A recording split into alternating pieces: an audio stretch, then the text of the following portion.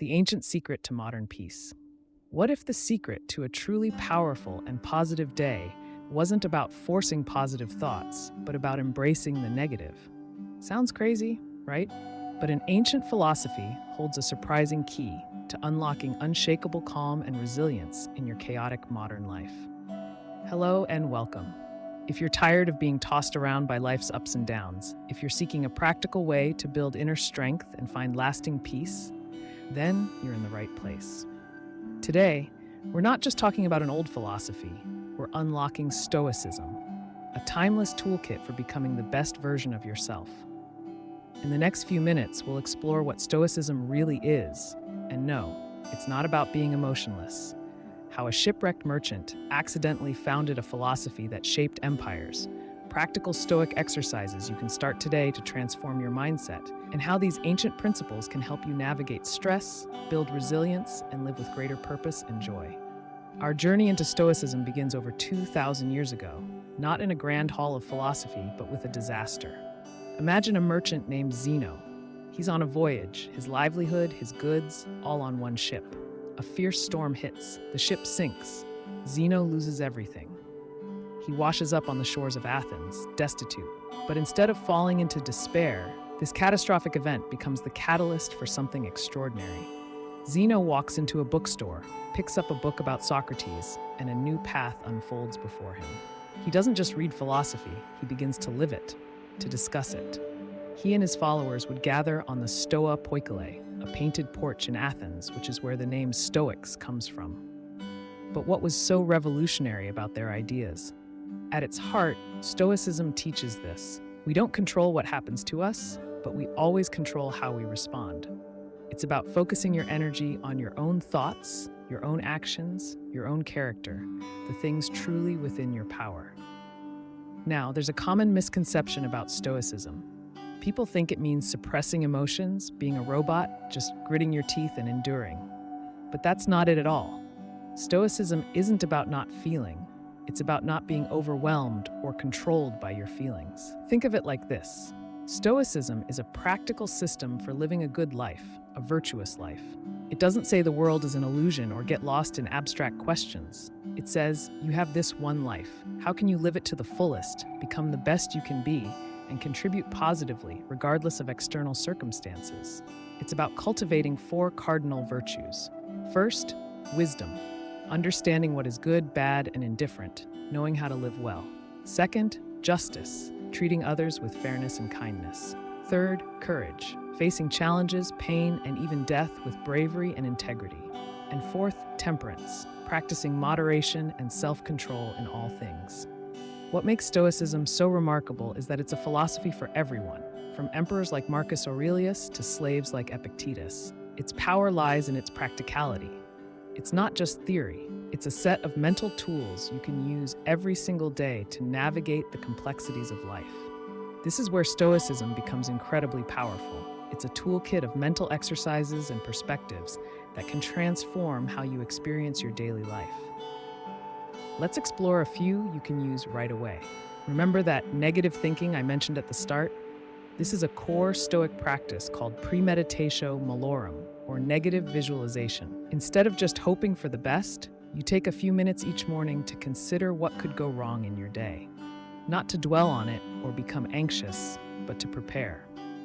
What challenges might I face today? How would I handle them with wisdom and calm? What resources do I have? Maybe your commute will be terrible, a meeting will be tough, or you'll face criticism. By mentally rehearsing your response, you're arming yourself. You're less likely to be caught off guard and more likely to act rationally, not react emotionally. When the challenge comes, you think, I prepared for this, and you respond with clarity instead of chaos. Another cornerstone of Stoic practice is understanding the dichotomy of control. Traffic, other people's opinions, the weather, not in your control. Your effort, your responses, your choices, absolutely in your control. When you feel stressed or frustrated, ask yourself, is this something I can control?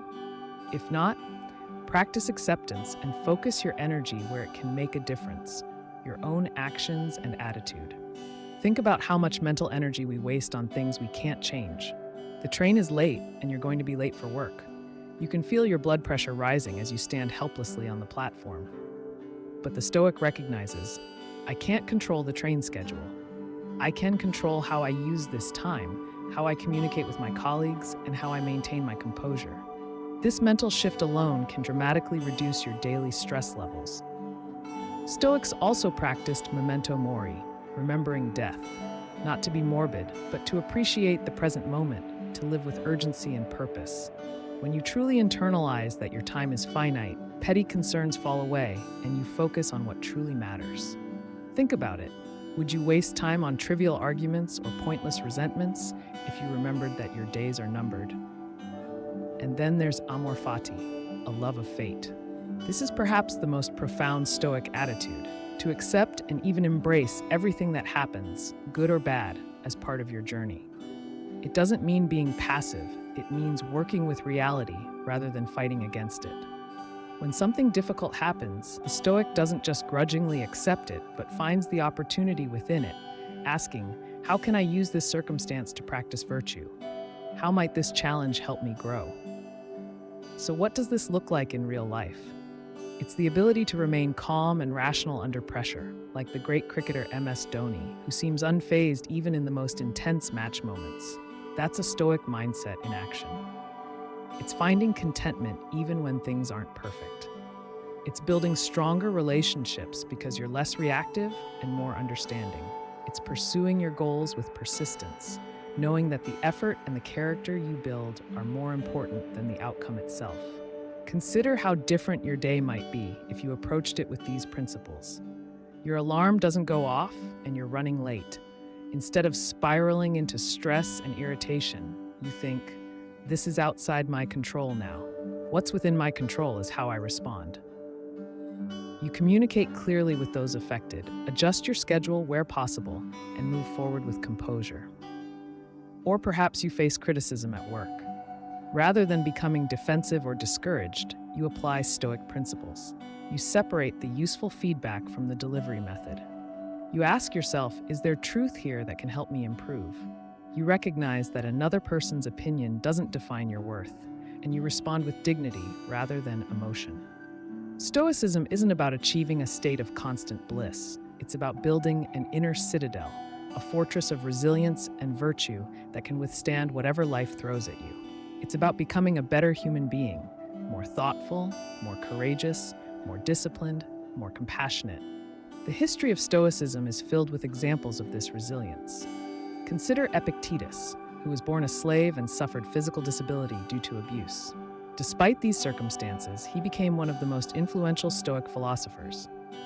Or Marcus Aurelius, who ruled as Roman emperor during times of plague, war, and personal tragedy, yet maintained his philosophical equilibrium and ruled with wisdom and compassion. These figures weren't superhuman. They were people who practiced a particular way of looking at the world and developed the mental muscles to respond to life's challenges with virtue and tranquility. And you can do the same. One of the most accessible ways to begin practicing Stoicism is through journaling. Many people find that spending just 5 minutes in the morning and evening reflecting on Stoic principles can create profound shifts in their mindset. In the morning, prepare for the day's challenges. In the evening, review your actions. Where did you succeed in practicing virtue? Where did you fall short? No judgment, just learning and recommitting to the path. Some people worry that becoming more Stoic means becoming emotionless or disconnected from others. But in reality, Stoicism can deepen your emotional intelligence and your connections. When you're less reactive, when you're not controlled by your impulses, you can be more present with others. You can listen more deeply. You can respond with wisdom rather than just reacting. Many people find their relationships improve dramatically when they apply Stoic principles. Stoicism also helps us navigate our increasingly complex relationship with technology and information. We're constantly bombarded with news, notifications, and noise that can hijack our attention and emotions. The Stoic approach reminds us to distinguish between what we can and cannot control, to focus on what truly matters, and to maintain our inner peace regardless of external chaos. The beauty of Stoicism is that it complements many other philosophical and spiritual traditions. Whether you're religious or secular, Whether you're interested in mindfulness, positive psychology, or cognitive behavioral therapy, Stoic principles can enhance your practice. In fact, modern CBT was directly influenced by Stoic philosophy, particularly the idea that our thoughts shape our emotion